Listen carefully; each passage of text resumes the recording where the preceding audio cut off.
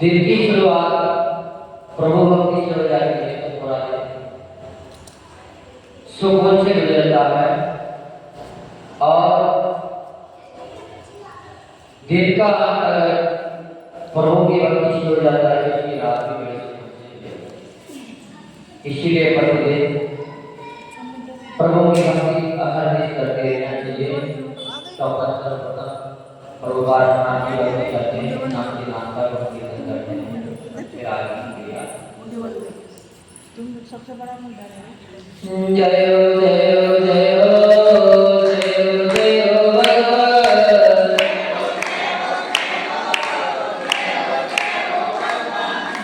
जय हो जय हो जय हो पार्थ भगवान।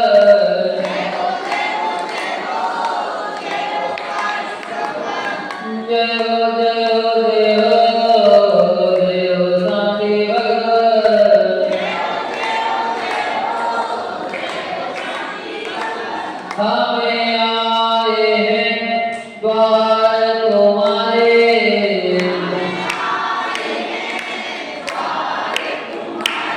देव प्रभु जी हमें को सहारे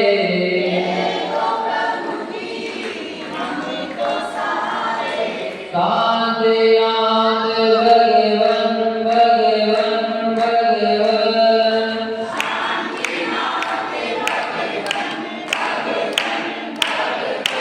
जय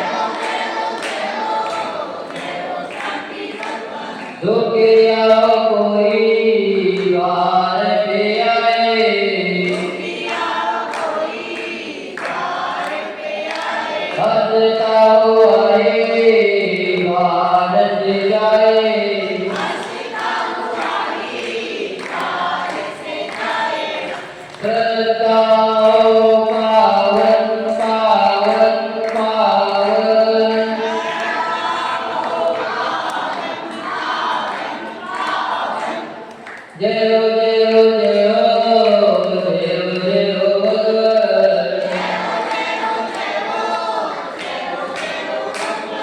जो ब्रह्म रानी विश्वनाचार्य गुरु विमल महाराज की जय।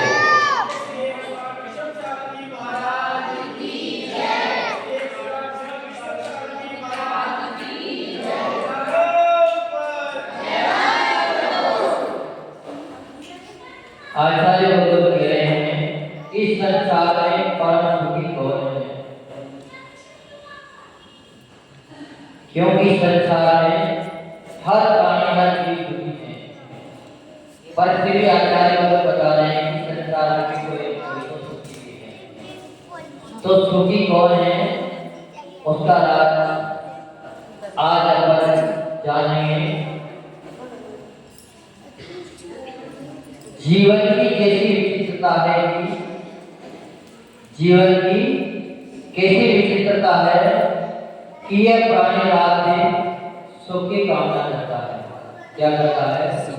सुख की कामना करता है, पर सुख के साथ साथ कामना सुख की करता है, लेकिन विकल्पों का जाल बुझना रहता है।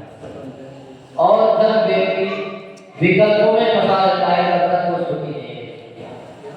तो आचार्य लोग यहाँ ये कह रहे हैं कि जो विकल्पों से मुक्त हो जाता है, निराकुल हो जाता है, वो परम सुखी हो जाता है।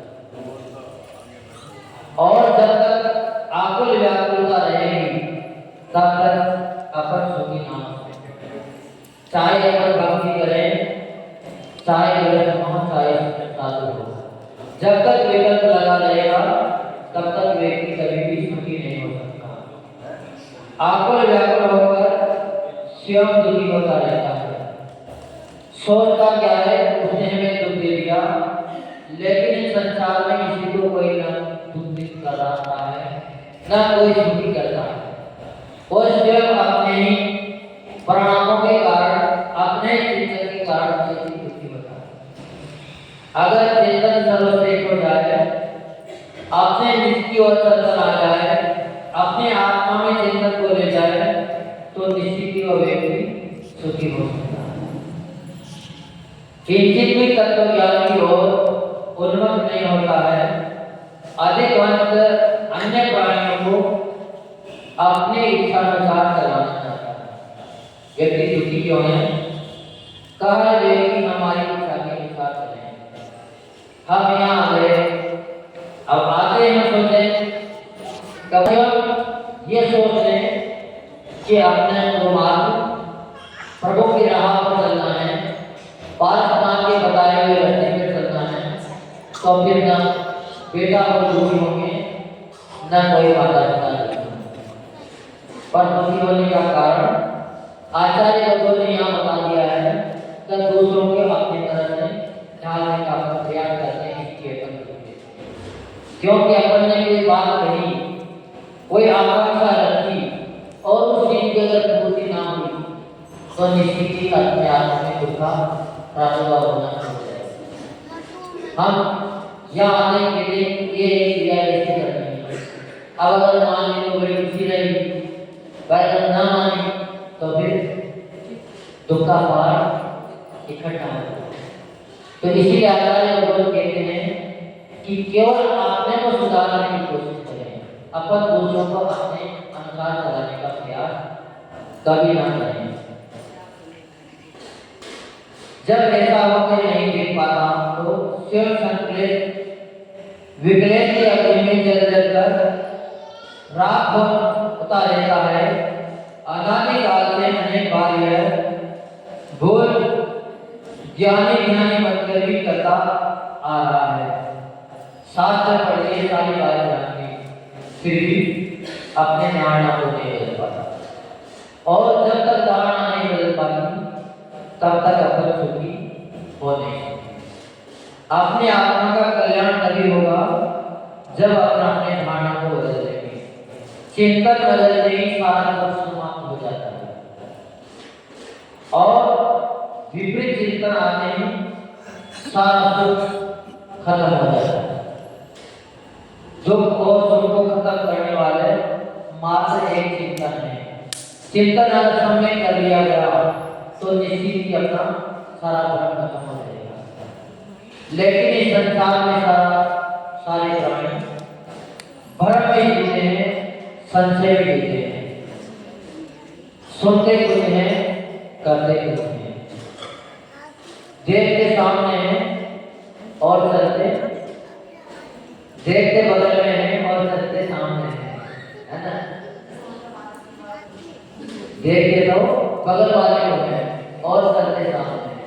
इसीलिए व्यक्ति अक्सर धोखे में चला जाता है, एक्सीडेंट को प्राप्त हो जाता है। अपन सभी की स्थिति यही है। अपन अपने स्वयं के कर्मों को कोई भी नहीं देख रहे, अपनी क्रियाओं के ऊपर अपन कोई भी ध्यान नहीं दे रहे, अपन सभी मात्र एक दूसरे की क्रियाओं पर ध्यान दे रहे हैं। तो वो ऐसा क्यों कर रहा है? अरे भाई वो जैसा कर रहा है ऐसा करने दो, पर अपन को अगर वो बात बुरी लग रही है तो वो कार्य करना है। अगर इतना भी अपन ने कर लिया तो निश्चित ही अपन उस दुर्घटना से बच जाएंगे। कि जो गड्ढे में गिरेगा वो तो गिरना ही है, पर अगर अपन भी रास्ता ना बदलेंगे तो अपने को भी उसी गड्ढे में गिरना पड़ेगा। तो अपने भारत देश की कहावत आती है कि भारत वासी पेड़ डाल की तरह चलते हैं। पेड़ देखिए सबने, क्या मतलब पेड़ देखिए तुम लोगों ने? पेड़ देखिए नहीं देखिए, जो सफेद कलर की होती है वो खेलती है, बकरी जैसी होती है, बकरी होती है काली सफेद और पेड़ होती है सफेद जैसे कौन होती है राजस्थान में बहुत आयत पाई जाती है। तो उनकी स्थिति क्या होती है? अगर एक इस लाइन से देखो पूरी जितनी लोग हो जा वो एक ही रास्ते से निकलेंगे। तो अपन सही पेड़ डाल सकते हैं, ऐसे कहते हैं कहावत। पेड़ डाल नहीं करना चाहिए, अपने जीवन का भी अपनी प्रज्ञा का भी सदुपयोग करना चाहिए। जो अपनी प्रज्ञा का उपयोग करना सीख जाते हैं वो वे कभी भी गड्ढे में नहीं गिरते हैं। इसीलिए बिना स्कूल को सुधारे निराकरता नहीं आने वाली। निराकर प्राणी संसार में सुखी है, जिसके रहस्य माधुरी चिंता नहीं वही निराकर है। पर अपन ऐसे निराकर व्यक्ति हैं कि भगवान की पूजन करते हुए भी विकल्प कर लेते हैं, उसको भी निराकरता से नहीं कर पाते हैं। क्या कर लेते हैं कि हमारा तो नियम 4 भोजन का है, अब 4 भोजन के चक्कर में क्या करेंगे? जल्दी जल्दी करेंगे, कुछ शुद्ध हुई कुछ अशुद्ध हुई, कुछ क्रिया हुई कुछ ना हुई। तो काम अगर निराकरता से एक भोजन का समय 4 भोजन का समय एक भोजन में लगा देते तो 4 का फल आपको एक में मिल जाएगा, क्योंकि आपको उसमें मन लगना। पर 4 के चक्कर में एक का भी फल नहीं मिल पाता। तो आचार्य लोग ये पर हर चिंतन में बता रहे हैं कि अपने को निराकर हो जाना चाहिए। इसलिए आत्मन अंतर को आकुलता करने वाले कसाय भेद के जितने भी कारण हैं उनको सावधानी से बचने का प्रयास करते रहना चाहिए, उससे अपने जीवन से हटाते रहना चाहिए। क्योंकि जब तक कसाय रहेगी जब तक विकल्प हट नहीं सकता। विकल्पों की जननी कौन है? विकल्पों की जननी कसाई है। चाहे वो क्रोध हो, चाहे माया हो, चाहे मान हो, चाहे लोभ हो, चारों कसाइयां जब तक रहेगी तब तक अपने विकल्प कभी भी समाप्त ना होंगे। तो सतत अपने को जहां भी आए, मंदिर में आए तो मंदिर में अपने को पद का अलंकार लेके कभी भी नहीं आना। मंदिर में आए तो मान ले पुजारी बनकर आए, भक्त बनकर आए। जिस दिन भक्त बनकर आप आ जाओगे उसी दिन ही आपको भगवान के दर्शन हो जाएंगे। और अगर आप पद के अहंकार में आ गए तो आप मात्र अहंकार में जियोगे, लेकिन आपको भगवान के दर्शन नहीं हो सकते। आपको पब्लिक के दर्शन तो हो सकते हैं, दर्शनार्थियों के दर्शन तो हो सकते हैं, मंदिर की साथ सज्जा में दर्शन तो हो सकते हैं, लेकिन भगवान के दर्शन नहीं हो सकते। इसलिए पूज्य गुरुदेव कहते हैं कि जब भी मंदिर जाओ तो भक्त बन के जाओ। अगर सामने अगर कोई खड़ा है तो अपनी क्रिया से उनको परेशानी नहीं होगी। अपन पूजन कर रहे हैं तो अपनी पूजन के कारण दूसरे को पूजन में विघ्न नहीं आना चाहिए। तब तक तो अपने पूजन करना सार्थक है। और अपने पूजन करने से अगर किसी दूसरे का दिल दुख रहा है यानी उसको परेशानी हो रही है तो अपना पूजन करना भी सार्थक नहीं है, क्योंकि सारे कारण हम काहे के लिए कर रहे हैं, जितनी भी पूजन काहे के लिए कर रहे हैं, मात्र एक राग देश को मिटाने के लिए कर रहे हैं। पूजा प्रचार राग देश को मिटाने के लिए कर रहे हैं। लोग सोचते हैं कि भगवान का अगर अभिषेक न करेंगे तो हमारा नियम खंडित हो जाएगा, हम उस पुण्य से वंचित रह जाएंगे। लेकिन ये निश्चित है कि अगर आपने अभिषेक करते हुए संवाद कर लिया, राग देश कर लिया, तो आप अभिषेक करते हुए भी पुण्य को प्राप्त न होकर मात्र पाप को भी अर्जित कर पाओ। इसलिए जो भी क्रिया करें वो सारी क्रिया अपने विकल्पों से रहित होना चाहिए, समभाव धारण करना चाहिए। जब अपने अंदर समभाव आ जाएगा, अन्य को गुणों की प्रशंसा भद्र परिणाम से करो। अगर आपको चाहिए कि हमें सम्मान मिले, अगर सम्मान की चाह है तो दूसरों को सम्मान देना शुरू कर देना चाहिए, स्वतः ही सम्मान मिल जाए। सम्मान मांगने की जरूरत बिल्कुल भी नहीं है। और अगर अपन चाहें तो हमारा सम्मान करें, हम उसका सम्मान ना करें तो देखा देखी तो हो सकती है, लोग दिखाई हो सकती है, लेकिन उसी को उसको कभी भी सम्मान की प्राप्ति नहीं हो सकती। आकुलता कहीं बाहर से नहीं आई, जब भी आकुलता आती है तो अंदर से ही फूट पड़ती है। आकुलता कहीं बाहर नहीं है और शांति भी कहीं बाहर नहीं है। सही है, ऐसा है। आकुलता जब भी आती है तो बाहर से नहीं आती है, दूसरे के निमित्त से आती है। और शांति जब भी आती है अपने अंदर से आती है, क्योंकि आत्मा में शांति का वास है, पर आकुलता का वास आत्मा में नहीं है। एक विभाव बढ़ती है जो किसी दूसरे के संयोग से आती है। बस उसकी ओर से अपनी आंखें बंद कर ले। जब अपन बाहर क्रियाओं करके आंखें खोल लेंगे तो निश्चित ही अपने अंदर से शांति आना शुरू हो जाएगी। अतः हे भक्त, जितनी जल्दी हो सके तो उतनी ही जल्दी आकुलता के बीच में अपने चित्त को हटा ले, जिसे निराकुल कुंड के अमृत का आस्वादन तुझे मिलना शुरू हो जाए। और जिस दिन प्रभु वाणी का अमृत अपने अंदर फूट पड़ेगा, उसी दिन निश्चित ही निराकुलता अपने अंदर स्वतः ही आ जाएगी। क्योंकि किसी से निराकुलता की कामना करने की अपने को जरूरत नहीं पड़ेगी। जब प्रभु ने राज्य की समाचार के विमर्श सागर जी महाराज की के तीसरे पद में किसको नमस्कार किया गया है?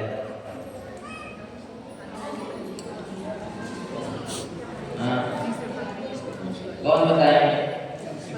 चलो बताओ, किसी बताओ। हाँ, पहले उठते ही तो भगवान को नमस्कार करना चाहिए, वो निराजन होते हैं उनका नमस्कार, है ना। फिर बड़े विनय से बोलना चाहिए कि आचार्य व्यक्ति भगवंतों को तीसरे पद में नमस्कार किया गया है, क्योंकि विनय ही विद्या की जाती है। आपका आदान कर जाएगा, उसे आपका उत्तर बिल्कुल सही है।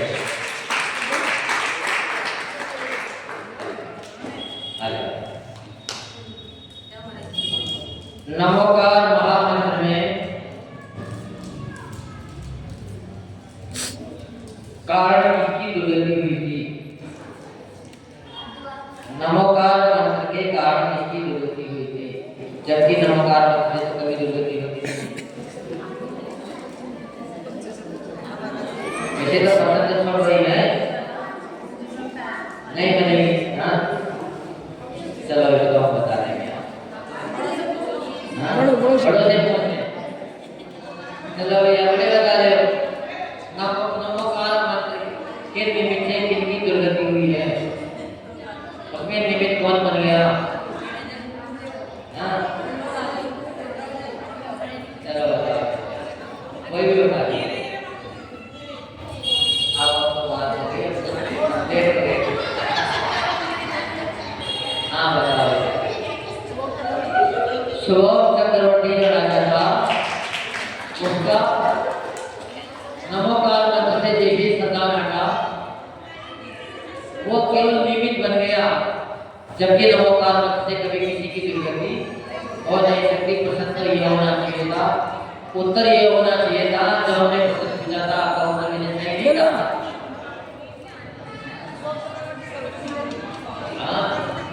नमोकार के निमित्त से कभी किसी की दुर्गति हो नहीं सकती,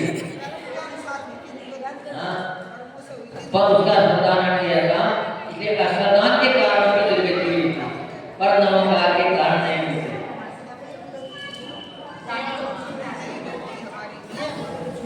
नमोकार की दुर्गति हुई नहीं। चलो बताओ, नमोकार मंत्र में कितनी मात्राएं होती है? बहुत सरल बताओ।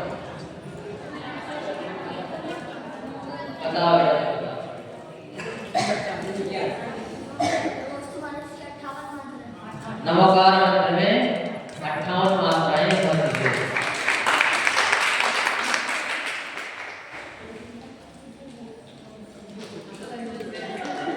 नमोकार महामंत्र किसने बनाया है?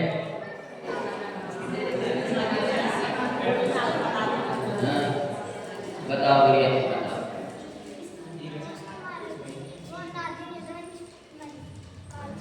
आदि ने। तो किसने बनाया? किसी ने भी नहीं बनाया। चलो बहुत बढ़िया।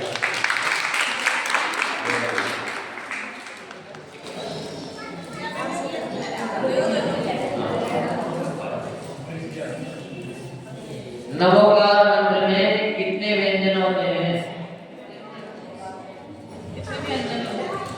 व्यंजन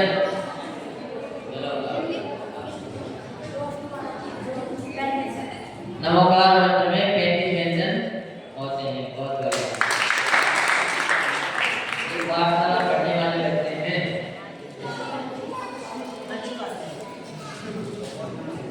और एक और देखें, ये बोला अच्छे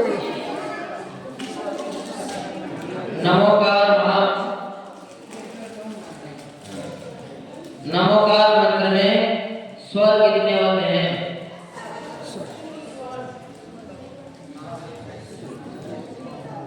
बताओ बेटा।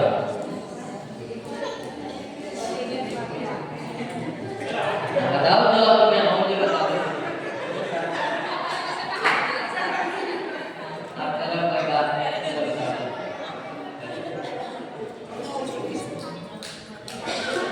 पांच को बेटा पद होते हैं। नमोकार में कितने स्वर होते हैं? नमोकार में कोई और बता सकते हैं? नमोकार में 34 स्वर होते हैं। स्वर कितने होते हैं? 34 होते हैं। और व्यंजन 35 होते हैं। 58 मात्राएं होती है।